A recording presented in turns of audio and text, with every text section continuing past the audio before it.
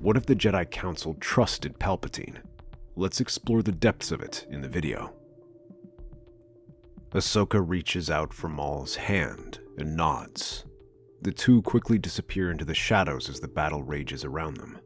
Once they are safe away on Maul's ship, he orders his soldiers to pull back, leaving the clones and Bo Katan's rebels with the field.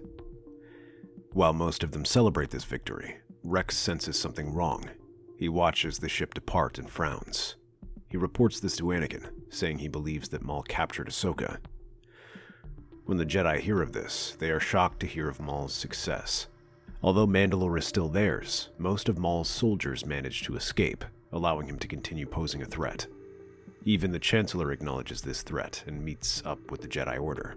This is troubling news, Masters.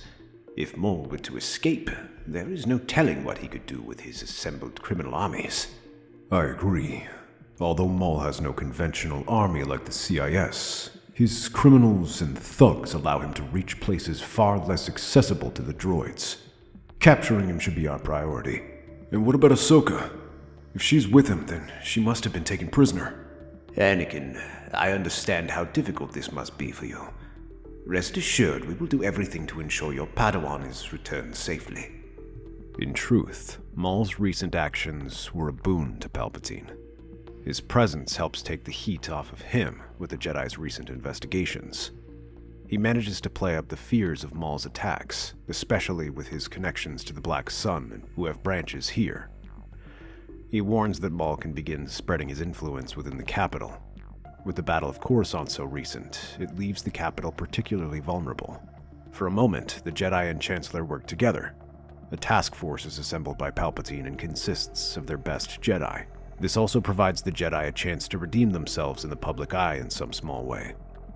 Seeing how seriously he's taking the situation, they trust Palpatine more. He uses this as an excuse to create a new committee that handles dangerous narcotics and smuggling, which is headed by Padme and assisted by the Jedi. This is a move that is praised by many as working in interests of the people and him starting to return power. But in reality, this keeps Padme and Anakin busy, as the two of them are now too busy dealing with criminals to spy on him. When Anakin does show up to keep an eye on the Chancellor, he is now left doing the most innocuous things like routine meetings and public functions that leave him looking no different than any other politician. For the moment, it seems like the Jedi's mistrust of the Chancellor was unfounded, as while certainly self-promoting and critical of the Jedi, he seems like a normal politician. They are too busy attacking Maul's holdings on Coruscant, storming drug dens and smuggling warehouses. This seriously hampers Maul's control over Coruscant. While this buys Palpatine time, he uses that opportunity to begin looking for a scapegoat. In the meantime, Ahsoka and Maul regroup with their remaining forces on Dathomir. The dim glow of green mists weaves across the landscape as their forces make their camp there. Ahsoka Tano stands at the edge of a caravan, her arms crossed as she watches Maul try to rally his men. After making his rounds through the camp, he approaches Ahsoka with a grim smile. Mandalorians, so easily swayed to fight if promised an honorable death. Their bravery is my greatest boon. Why'd you bring us here, Maul? We're running out of places to hide. This is no hiding place. This is a sanctuary of truth, a place where illusions shatter and the dark secrets of the galaxy reveal themselves. You've got a flair for the dramatic. Get to the point. You wish to know the secrets of my master? Come with me. He leads Ahsoka inside and heads to the quarters of Mother Talzin. A moment of sadness passes through the Sith Lord as he looks at the empty room, knowing she will never return. But he pushes those thoughts aside as he begins to chant an ancient spell in a guttural language Ahsoka doesn't recognize. Suddenly, the room begins to glow as runes light up across the hall. Ahsoka steps back and watches all of this, wondering what is happening as the room begins spinning. She rubs her head and closes her eyes to try and shake off the confusion. She only wakes up to the sound of crying. When she looks up, she's shocked to see Mother Talzin, healthy and vibrant. She opens her mouth to scream as she approaches, but then blinks as she feels her walking right past her as if she were made of mist. It's then that Ahsoka realizes she's in a dream. She glances at her again. She begins to see the source of the crying, a small crib in the corner of the room. Ahsoka glances over at it and is shocked to see an infant night brother there, one with blood-red skin. Maul. This is the night when I was stolen from my home. Talzin gently hushes him, cooing until the baby quiets down. It is only then that she heads out the door. In contrast to the fortress before, tonight it is alive with activity, as Night Sisters are everywhere, dancing, eating, or trading stories. But one figure sticks out from the crowd, a cloaked figure who Talzin approaches. The two begin to confer, but she cannot hear a thing. When she moves to get closer, Maul grabs her hands. No actions. Just observe. Suddenly, the figure pulls his hood down, and Ahsoka's voice catches in her throat as she sees the face of Palpatine. Palpatine? That doesn't make sense. He's been a friend to the Jedi. Friend? The only friend Palpatine has is himself. He befriended my mother and then stole me from my crib. The Jedi are blind. Sidious has orchestrated this war, pitted both sides against each other to consolidate power. The Council, in their arrogance, believes they've aligned with a politician. In truth, they've handed the galaxy to a Sith. If what you're saying is true, then why didn't you stop him? You had chances. You think I didn't try? Sidious is no ordinary Sith. This army I've gathered, my empire, was all made in defiance of him. But now I do not have the strength to challenge him. The Jedi are walking into a trap, and they will not survive it. Then tell me his plan.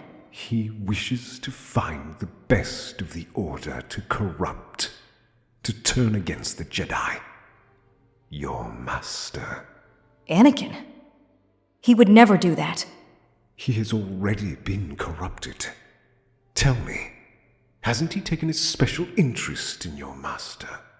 Always advising him. All of that was manipulation, slowly corrupting him and shaping his beliefs. If that's true, then we have to warn them. It's too late to warn anyone. The Council's trust in him has sealed their fate. Our only hope now is to stop him before he consolidates his power. But we cannot do it alone. Then what's your plan? We strike at the source of his strength, his ability to manipulate the galaxy. The clones must be freed from his control, or eliminated if necessary. We must confront Sidious directly, and we will need allies. Over the next few weeks, Palpatine searches for one who can take the fall for him. The best group he can find is the Kaminoans.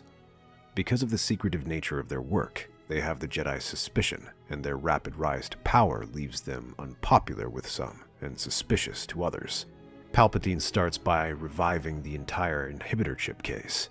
He claims that the results of Five's inhibitor chip now came back and revealed some disturbing information. There were secret instructions implanted into the clones' brains that would cause them to fulfill certain instructions.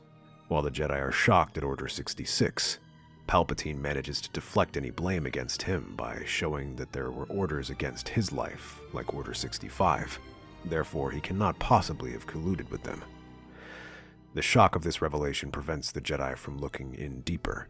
Instead, they start to believe that Senator Hali Burtani might be responsible.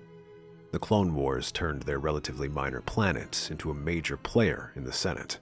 Her influence over the clones could allow her to stage a coup, and these secret commands could allow her to wipe out all those who stand in her way: the Chancellor, the Jedi, and key targets.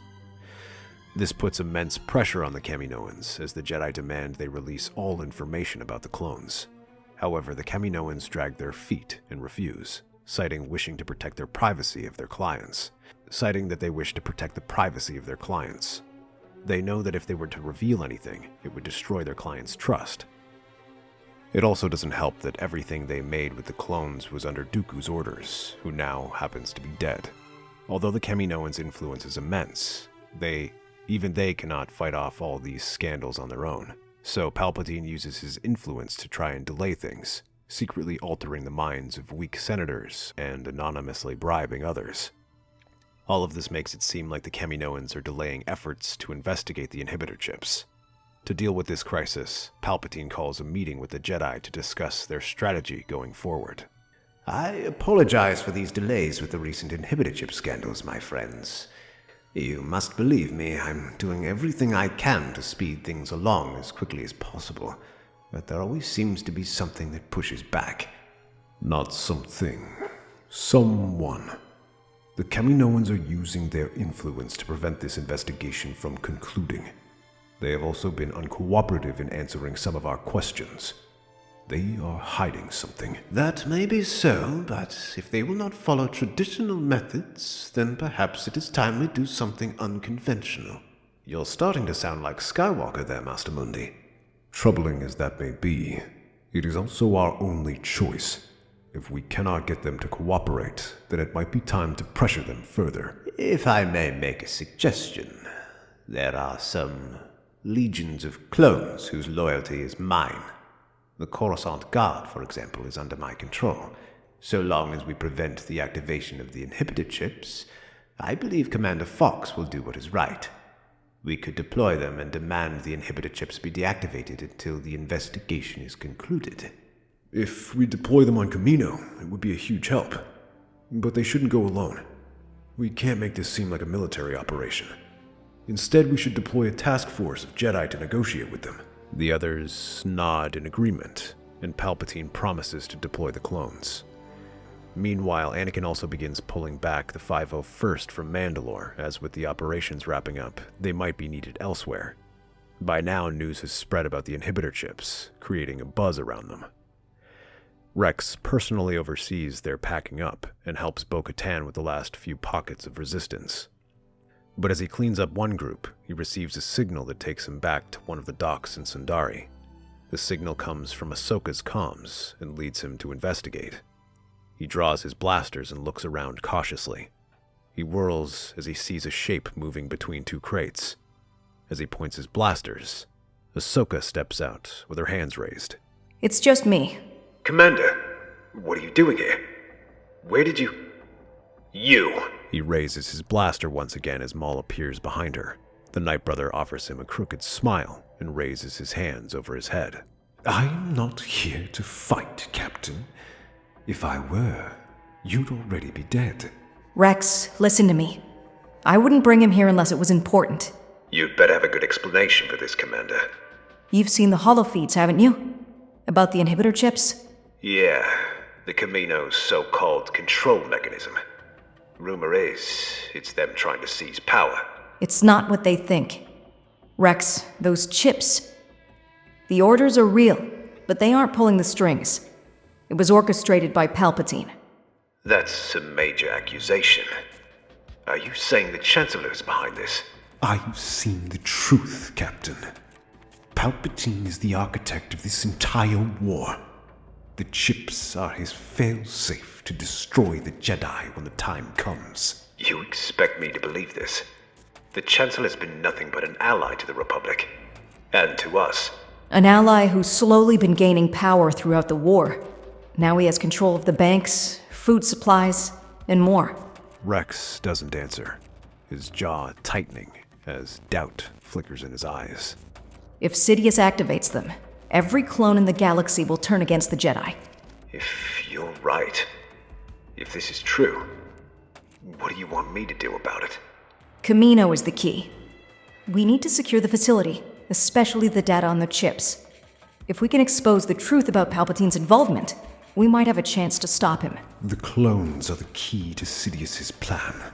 If Kamino falls into his hands completely, the galaxy will fall with it. You're asking me to turn my back on the war.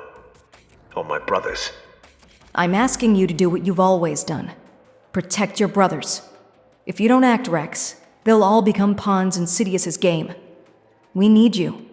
With this news, Rex begins discreetly ordering his troops to remove their inhibitor chips. He does this by claiming it's a precaution if it comes to war with Kamino and the Republic. While a strange request, the clones are used to bending the rules after serving for Anakin for so long. Now with their extra forces, the clones rush to Kamino while Maul secretly orders his remaining Mandalorians to join them. They manage to arrive right before the Jedi Task Force, which is also accompanied by Palpatine, who intends to negotiate with the Kaminoans. However, as they are halfway there, the task force receives a distress message from the Kaminoan garrison, telling them they are under attack by Maul's forces. What is worse, they manage to get their allegiance from the 332nd. Palpatine uses this as evidence. He claims that this is some sort of false flag operation, something that will allow them to remove any opposition in Kamino without looking like aggressors. The 332nd's attack can be seen as a test for their inhibitor chips, and they must die. Far from being a show of strength, their task force is now a liberating force. Although they urge Palpatine to retreat to Coruscant, he refuses and claims he wishes to help in whatever way he can. By the time their task force arrives, a storm is brewing into Boca City, with powerful waves crashing against the support structure while rain and turbo laser fire rain down from the sky as the 332nd Battalion rush into the facility, fighting back against the hard-pressed garrison. They are supported by Mandalorian warriors who weave through the chaos on jetpacks, firing into squads of advancing clones. Though their numbers are few, they have the element of surprise, and the garrison struggles to mount a proper defense. But they still fight fiercely, quickly building whatever defenses they can muster and hold them back. Fighting soon slows to a crawl, forcing the rebels and Mandalorians to fight for every inch of ground. At their head, Ahsoka and Maul continue to lead their troops, leading a pincer maneuver that cut these defenses off. As cracks in the Kaminoan garrison defenses begin to show, new ships begin to arrive in the sky. The Coruscant legions, disciplined and experienced, hurry down to the surface and strike their defenses from the ground. The 332nd and their Mandalorians are surprised to see them and struggle to hold their attack against both sides. The halls of Kamino echo with blaster fire and the shouts of orders as the battalion intensifies. Anakin Skywalker leads the charge, his blue lightsaber cutting down Mandalorians and rogue clones with brutal precision, as Palpatine provides Anakin with instructions as to where Maul is to go. Anakin storms into the cloning chamber, its sterile white halls stained with scorch marks and debris. The trail of dead clones gives a testament to Maul's brutality. Skywalker, I wondered when you'd come. We meet at last. Where's Ahsoka? What have you done with her? Ahsoka? She's on the other side of the facility. However, let me assure you she's no prisoner, Jedi. She's my ally. Liar! Anakin growls, charging forward. Maul is ready, igniting his lightsaber as their weapons collide in a flurry of sparks. He parries each attack and spins his lightsaber. While the fury is surprising, he takes each attack and then shoves Anakin back, spinning his lightsaber in a counterattack which forces Anakin to halt and block. Maul smiles and twists, bringing the other blades spinning at him, but Anakin is ready. He ducks and then slams his fist forward. Maul skids back as Anakin rushes at him again, letting his fury flow through him. He unleashes a storm of cuts, slicing through the walls and ceiling and sending sparks flying everywhere. You corrupted her! He roars through his attack as Maul is forced to defend, feeling blow after blow land. Gritting his teeth, he times his next attack, twists it down, and slams his elbow against him. He flips his lightsaber and makes a stab at Anakin, who twists aside. She saw the truth that you and the Jedi were too blind to see. Anakin moves to strike. Maul smirks and uses the Force on one of the shattered panels and sends a shower of sparks against Anakin. He screams and tries to cover his eyes, but the Sith Lord smiles and lunges at him, stabbing at his side. He pulls out and whirls to attack again, but then Anakin screams and sends a burst of force that throws him back. Fueled by raw emotion, he comes at Maul again, letting the rage flow through him as his attacks grow stronger. Maul, though skilled, begins to falter under the sheer force of Anakin's assault. With a final powerful blow, Anakin disarms Maul, clattering his lightsaber across the floor. He grabs Maul by the throat, slamming him against the wall. Where is she? She's right where she needs to be. Fighting the Jedi. You're coming back with me. You'll answer for what you've done. I will never be your prisoner. He waves his hand and sends a stray wire flying at Anakin. Though the Jedi deflects the stray attack, Maul doesn't follow up with it. Instead, he looks at the panel, weakened from their battle, and throws his body through the gap and tumbles into the waters below. Anakin stares at the waves, anger giving way to shock. In the cloning facility's south wing, Ahsoka Tano watches Mace Windu, Ki-Adi-Mundi, and a squad of Jedi Knights. Her lightsabers hum, their pale blue glow casting long shadows on the walls. She can sense the odds strongly stacked against her, but there she stands and readies herself. Ahsoka, stand down. You've fallen too far siding with Maul. You don't understand. Listen to me. Palpatine is the Sith Lord we've been looking for. The chips. Everything. He's behind it all. Your actions speak otherwise. You've led a rebellion against the Republic and allied with Mandalorians, the same ones that attack the Republic. You betrayed our trust. You didn't trust me. You never did. But open your eyes. You're walking right into his trap. Enough. This ends now. The Jedi attack in unison, their combined strength overwhelming.